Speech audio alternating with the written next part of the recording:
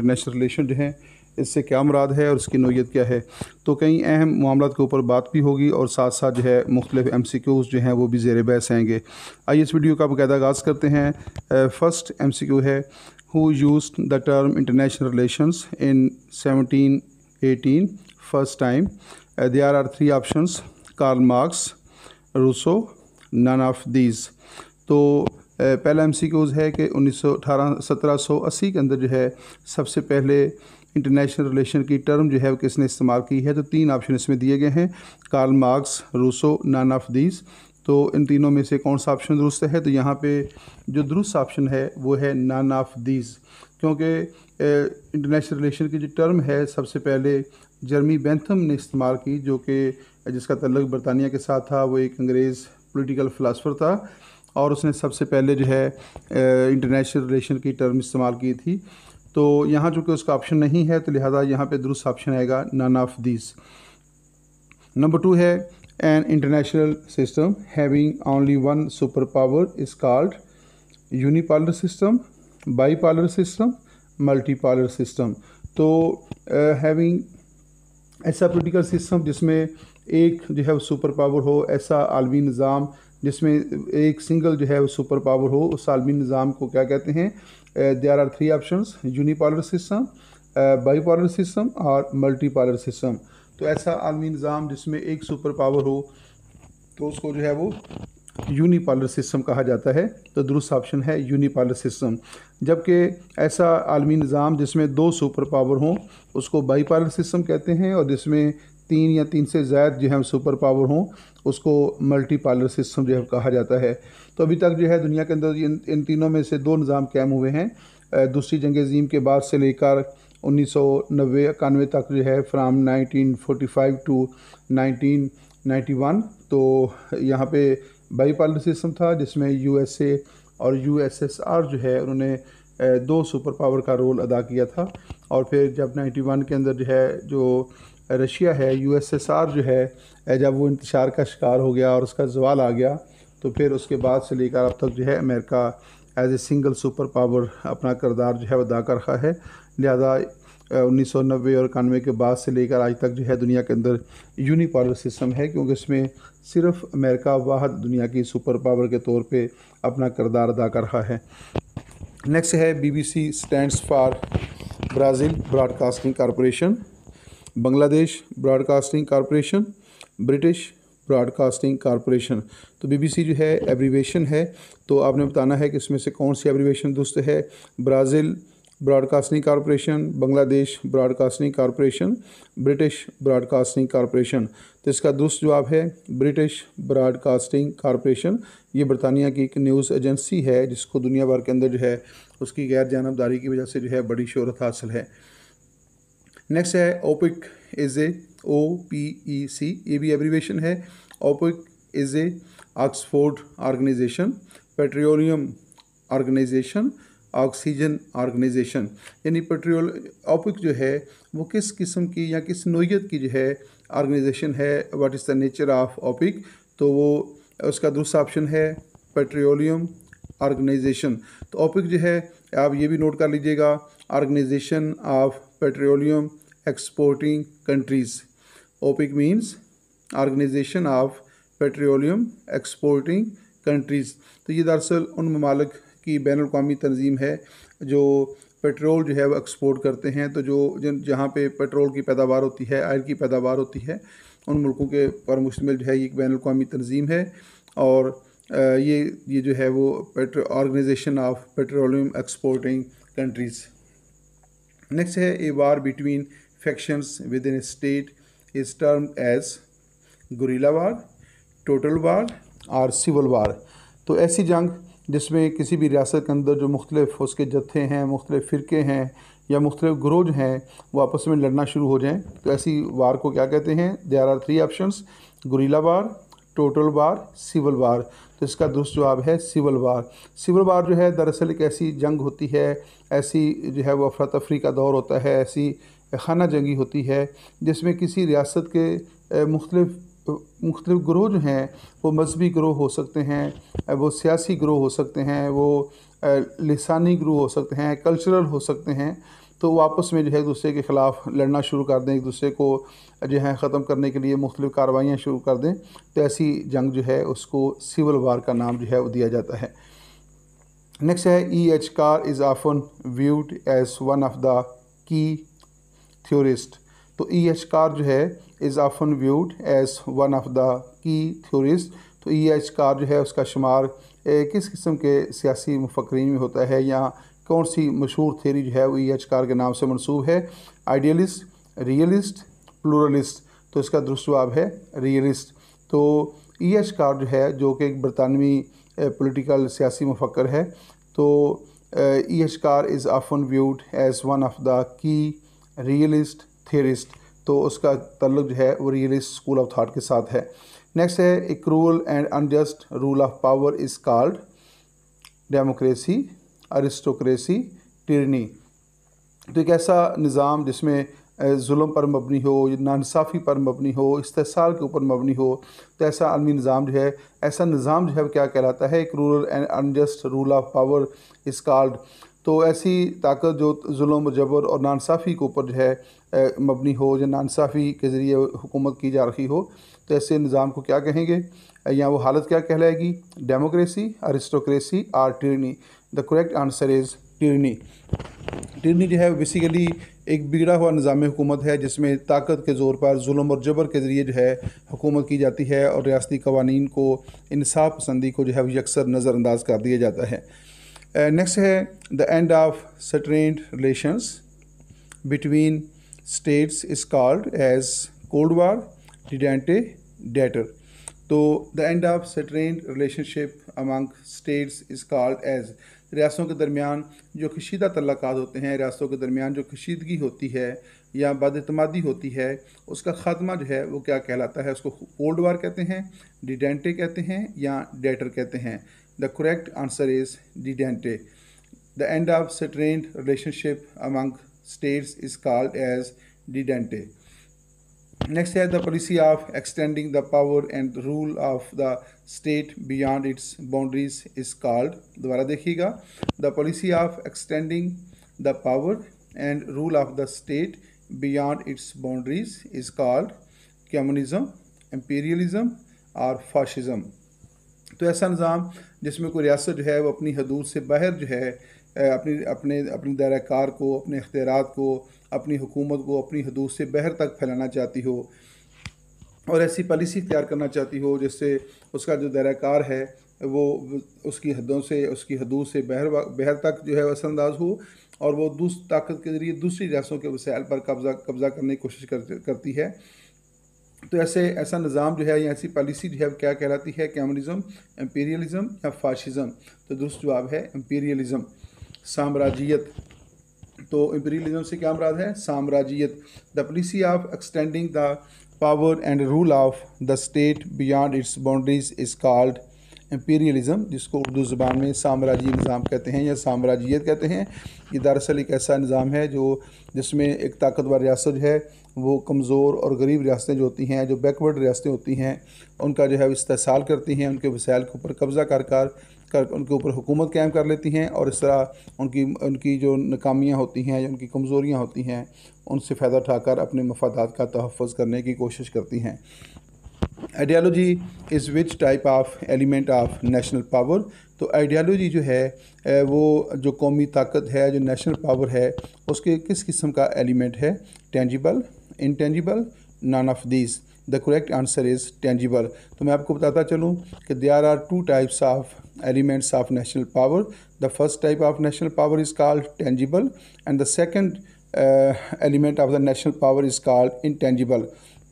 तो ऐसे रियासत की ताकत के ऐसे अवामल जो मुजस्सम होते हैं, ठोस शक्ल में मौजूद होते हैं, जो फिज़िकली मौजूद होते हैं, उनको टेंजिबल एलिमेंट्स कहा जाता है, और रियासत की ताकत के वो अवामल जो इनटेंजिबल होते हैं, गैर मुजस्सम होते हैं या ठोस शक्ल में नहीं पाए जाते, जिनका तल्लुक़ नज़रियात के साथ होता है, सोच और फ़िक्र के साथ या सलाहियत के साथ होता है, उनको intangible elements of national power कहा जाता है।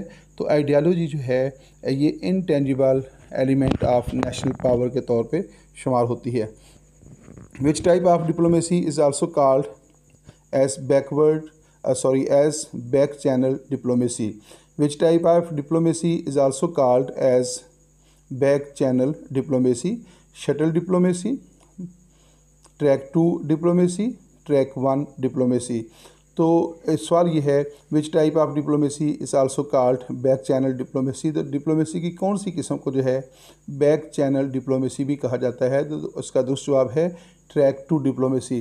ट्रैक 2 डिप्लोमेसी और बैक चैनल डिप्लोमेसी एक ही मफहूम है। इसको प्राइवेट डिप्लोमेसी भी कहा जाता है और इसके मुकाबले में जो है ट्रैक 1 डिप्लोमेसी होती है। ट्रैक 1 डिप्लोमेसी जो है वो ऑफिशियल लेवल के ऊपर तय पाती है, जबकि ट्रैक 2 डिप्लोमेसी जो है या बैक चैनल डिप्लोमेसी जो है वो जो प्राइवेट एक्टर्स होते हैं उनके ज़रिए जो है तय पाती है। तो जो ट्रैक 2 डिप्लोमेसी है उसको बैक चैनल डिप्लोमेसी भी कहा जाता है। नेक्स्ट है the skill of managing international relations peacefully is called dictatorship, diplomacy, tyranny. The skill of managing international relations peacefully is called, यानी बैनुल-अक़वामी तल्लुकात को पुरअमन तरीके से हल करने का जो नाम है क्या कहलाता है? डिक्टेटरशिप उसको कहते हैं, डिप्लोमेसी कहते हैं या फिर tyranny. The correct answer is diplomacy. Diplomacy is the skill of managing international relations peacefully. तो डिप्लोमेसी जो है दरअसल रियासतों के दरमियान बाहमी तल्लुकात को, बाहमी मामलात को या रियासतों के जो बाहमी तनाज़ात और मसाइल होते हैं उनको पुरअमन तरीके से हल करने का नाम है। नेक्स्ट है the general and continuing ends for which a nation acts are called diplomacy, foreign policy और national interest. The correct answer is national interest, यानी ये नेशनल इंटरेस्ट की डेफिनेशन भी है कि नेशनल इंटरेस्ट क्या होते हैं? The general and continuing ends for which a nation acts are called national interest. Next point है which school of thought does not believe on power politics. Which school of thought does not believe on power politics? There are 3 options: realist school of thought, idealist school of thought, pluralist school of thought. तो 3 school of that दिए गए हैं, तो आपने बताना है कि इन 3 school of that में से कौन सा जो स्कूल ऑफ थाट है, जो मकतबा फ़िक्र है वो ताकत की सियासत के ऊपर बिलीव नहीं करता, ताकत की सियासत को दुरुस्त नहीं समझता। विच school of thought does not believe on power politics? तो दुरुस्त जवाब है आइडियलिस्ट स्कूल ऑफ थाट। जो आइडियलिस्ट स्कूल ऑफ थाट है या आइडियलिस्ट स्कूल ऑफ थाट के जो मकतबा फ़िक्र के जो मुफक्रीन हैं उनका नुक्ता नज़र ये है कि रियासतों के दरमियान जो बाहमी तनाज़ात होते हैं, रियासतों के दरमियान जो बाहमी इख्तलाफात होते हैं, जो मसाइल होते हैं या कोई भी उनके मामलात हैं, उनको पुरअमन तरीके से पीसफुली जो है हल करना चाहिए। डायलाग के ज़रिए, नेगोशिएशन के ज़रिए जो है वो हल करना चाहिए और जंग से बचना चाहिए। तो सियासी मुफक्रीन का वो ग्रोह जो रियासतों के दरमियान बाहमी मामलात को पुरअमन तरीके से हल करना चाहता है, मुज़ाकरात के ज़रिए हल करना चाहता है, तो उनको आइडियलिस्ट कहा जाता है। और सियासी मुफक्रीन का वो ग्रोह जो पावर पॉलिटिक्स के ऊपर बिलीव करता है, ताकत की सियासत पे बिलीव करता है, जंगों के ऊपर बिलीव करता है, उनको रियलिस्ट स्कूल ऑफ थाट कहा जाता है। नेक्स्ट है liberalism is the theory of international relations stressing on rule of law, monarch, anti terrorism. Liberalism जो है ये किस किस्म की थ्योरी है? Is a theory of international relation stressing on, यानी लिबरलिज्म जो है इंटरनेशनल रिलेशन की एक ऐसी थ्योरी है जो कि ज़ोर देती है किसके ऊपर? रूल ऑफ लॉ के ऊपर, मोनार्की के ऊपर या फिर एंटी टेररिज्म के ऊपर। The correct answer is rule of law. Liberalism जो है दरअसल एक डेमोक्रेटिक सोसाइटी जो है उसके अंदर पाया जाता है और वो रूल ऑफ लॉ के ऊपर जो है वो बात करता है। उसका बुनियादी असूल जो है वो रूल ऑफ लॉ है। Where is the headquarter of Interpol? Japan, France, China. तो क्वेश्चन है where is the headquarter of Interpol? Interpol जो है इंटरनेशनल पुलिस जो है उसका हेडक्वार्टर कहाँ पे है? 3 ऑप्शन दिए गए हैं, Japan, France and China. The correct answer is France. तो फ्रांस का जो दारुल-हुकूमत पेरिस है वहाँ पे इंटरनेशनल पोल का हेडक्वार्टर पाया जाता है। इंटरपोल का मतलब है international police. By the end of the 19th century, which country was the biggest colonial power?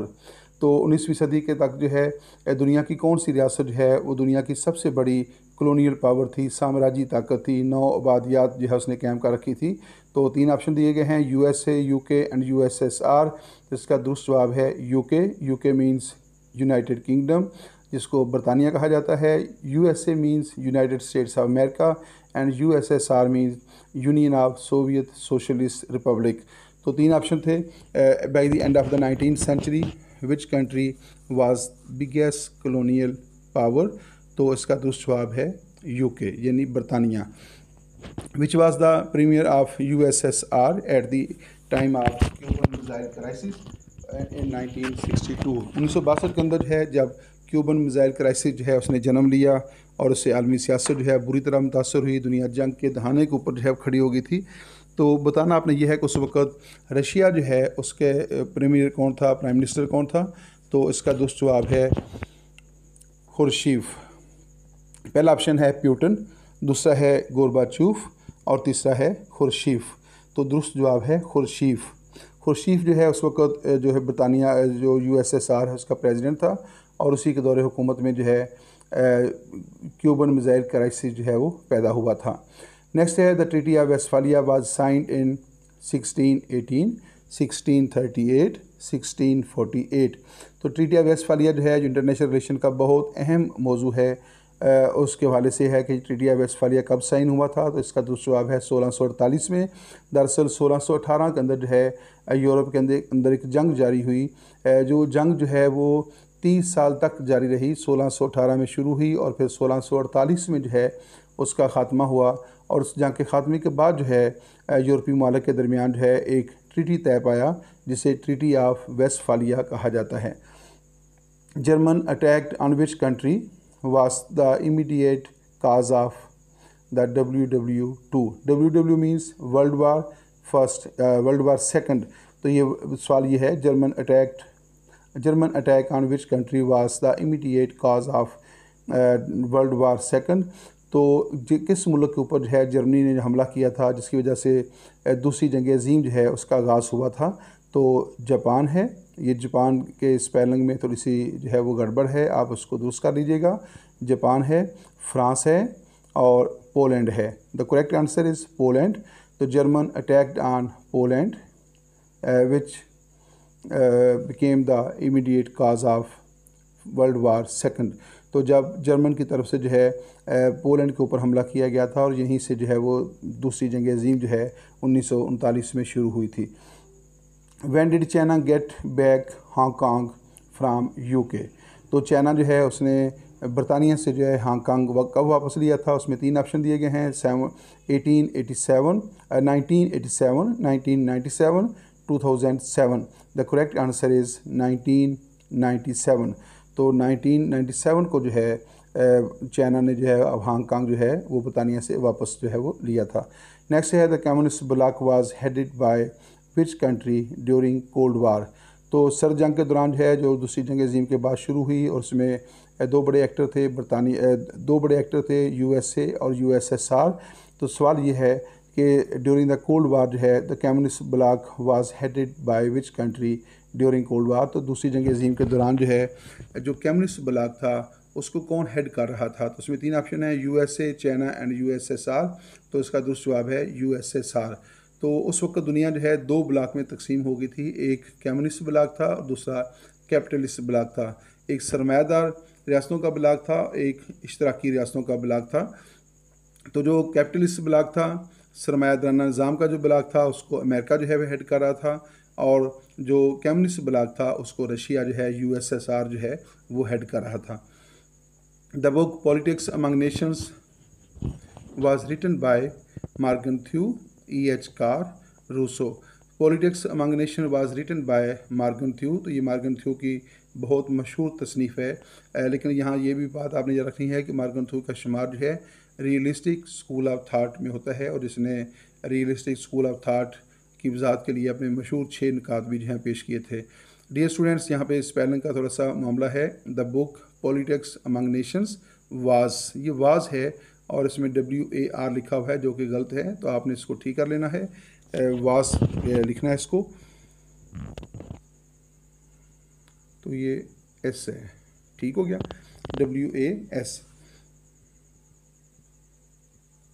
चलें, तो the book politics among nations was written by Morgenthau. तो ये मार्गनथ्यू की किताब है जो कि जिसका शुमार जो है रियलिस्टिक स्कूल ऑफ थाट के अहम मुफक्रीन के अंदर जो है वो होता है।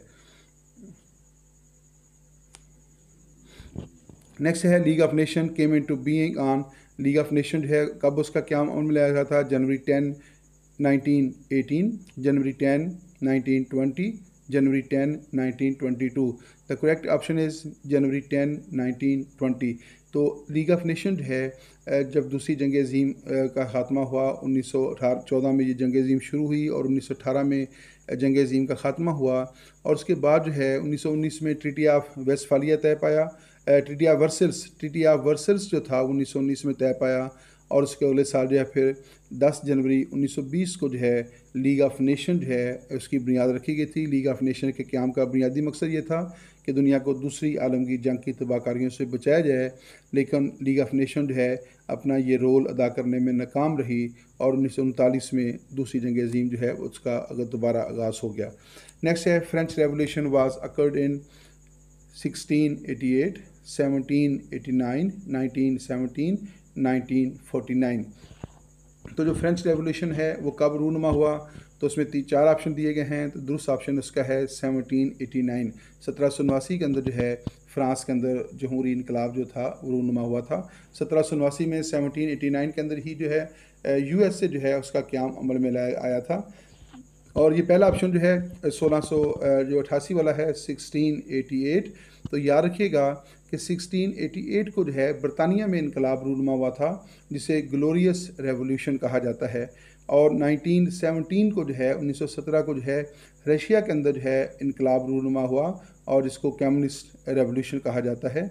और 1949 को जो है चाइना के अंदर रेवोल्यूशन आया था, इनकलाब बर्पा हुआ जिसके नतीजे में चाइना के अंदर जो है कम्युनिस्ट हुकूमत जो थी वो कायम हुई।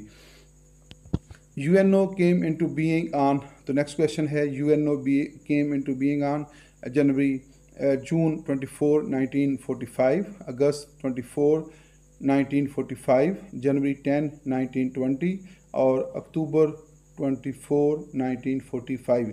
तो UNO जो है यूनाइटेड नेशंस ऑर्गेनाइजेशन, इसका क़याम जो है 24 अक्टूबर 1945 को जो है इसका क़याम अमल में लाया गया था। दूसरी जंग अज़ीम के ख़ात्मे के फ़ौरन बाद जो है UNO का क़याम अमल में लाया गया।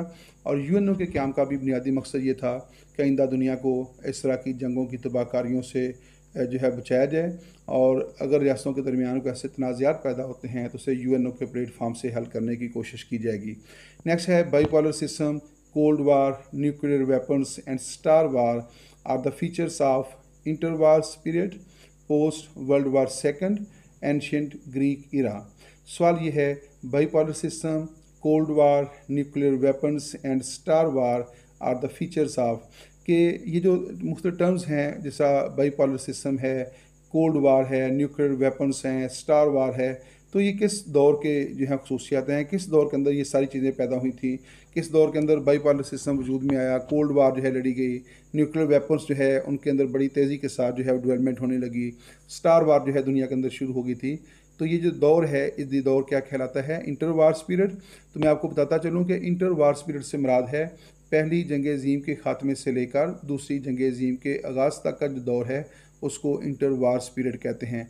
पोस्ट वर्ल्ड वार सेकंड से मुराद है दूसरी जंग अज़ीम के बाद का दौर, उसको पोस्ट वर्ल्ड वार सेकंड कहते हैं। और एंशियंट ग्रीक इरा यानी कदीम यूनान का दौर, तो दुरुस्त ऑप्शन है post world war second. Next है गेस्टापो वास्ता secret police of Nazi Germany, Italy, France. तो गेस्टापो जो है was the secret police of Nazi Germany. तो ये हिटलर जो है जब बरसर इक़्तिदार आया था तो उसने गेस्टापो जो है वो कैम की, और उसका मकसद जो था हिटलर के जो सियासी मुखालफिन थे उनके ऊपर नज़र रखना, उनको गिरफ़्तार करना और उनको हिटलर मुखालफ सरगर्मियों से रोकने के लिए उनके ख़िलाफ़ ताकत का इस्तेमाल करना। First world war started in 1910, 1914, 1918, 1928। The correct answer is 1914। पहली जंग अज़ीम का जो आगाज़ है 1914 में हुआ और 1918 में जो है इस जंग अज़ीम का इख्तिताम हुआ था। United Arab Emirates is a federation of 5 emirates, 7 emirates, 9 emirates, none of these. The correct answer is 7 emirates. तो जो यूनाइटेड अरब एमिरेट्स है जिसको हम आमतौर पे दुबई कहते हैं, मुत्तहिदा अरब अमारात, असल उसका नाम है मुत्तहिदा अरब अमारात।